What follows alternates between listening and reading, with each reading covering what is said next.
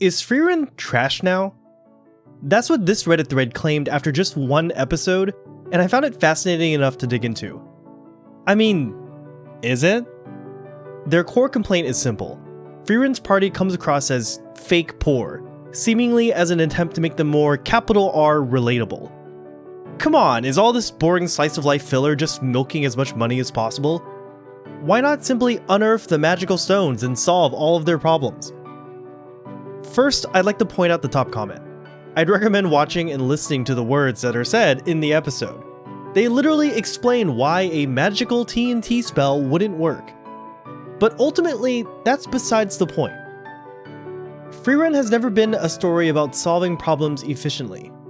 This isn't Konosuba. They were never gonna get rich, buy a mansion, and live happily ever after. Think about the core conceit of Frieren Beyond Journey's End.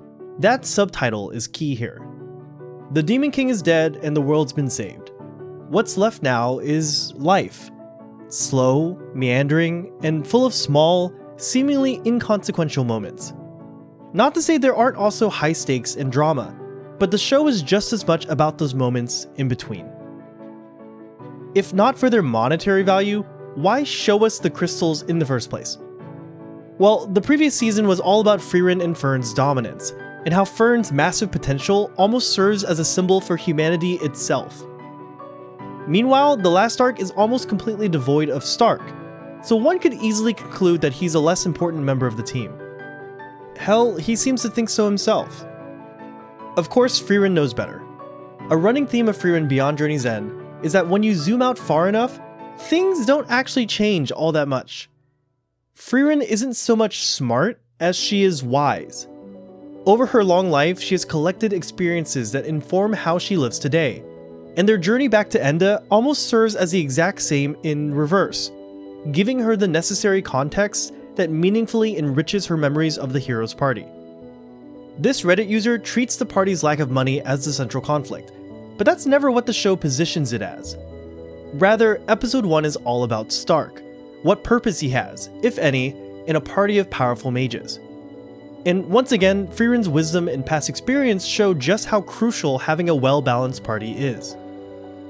How having a capable frontliner you can count on frees up emotional bandwidth so that you can enjoy life and be carefree. Not just someone who can take a beating, mind you, but someone who you can trust to get you out of a jam. The show reinforces this through its visual language. When Stark doubts his place on the team, we get an all too familiar match cut. It's a framing the series has trained us to associate with Frieren, moments where the present recontextualizes her memories of Himmel and the old party. But this time, it's Stark who's doing the remembering. That's the quiet evolution happening here. Fern and Stark are now forming their own moments of remembrance, emotional anchors that will gain meaning over time, just like Frieren's did. The crystals aren't teasing an easy solution only to be forgotten. They reinforce a core idea of Frieren's world, that, as she says, some things are simply outside of humanity's reach. Magic is powerful, but it isn't limitless, and treating it like a shortcut is how people get hurt. At some point, you learn that the ultimate way forward is through relying on others that make up for your weaknesses. Fern certainly feels this. One of the more powerful moments in this episode is her describing an overwhelming darkness she's never felt, her lips quivering as she does so. And funnily enough, this episode is about value, but sentimental value rather than monetary. Sure, Fern feels utterly defenseless in the face of her mana being suppressed. But by clutching Stark's gift, she's reassured that everything will be okay. Her hair ornament and bracelet are probably worth much less than even a small crystal. But they're priceless because they house memory. They serve as proof that she is loved. And they both came from quote-unquote boring slice of life filler. At the end of the episode, the party is given a choice. Take the boat and save time, or continue the long way around. And they choose the long way. Not because they're hesitating, but because efficiency isn't the goal.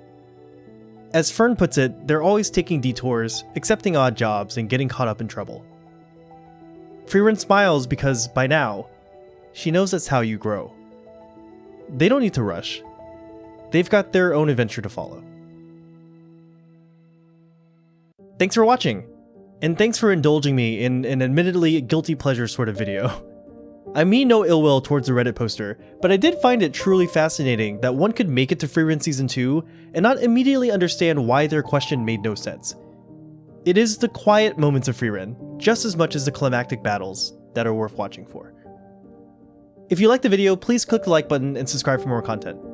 And if you'd like to support me further, you can donate to my Patreon. Special thanks to Talon Background, Mimestuck, Busan, Infinite Zeke, Maddie Wismer, The Pan Adventures, Sephiroth Pena, Paul Kittens, and Liam Lung for their support. And of course, if anything I said was wrong, I'm sorry. I must have stuttered.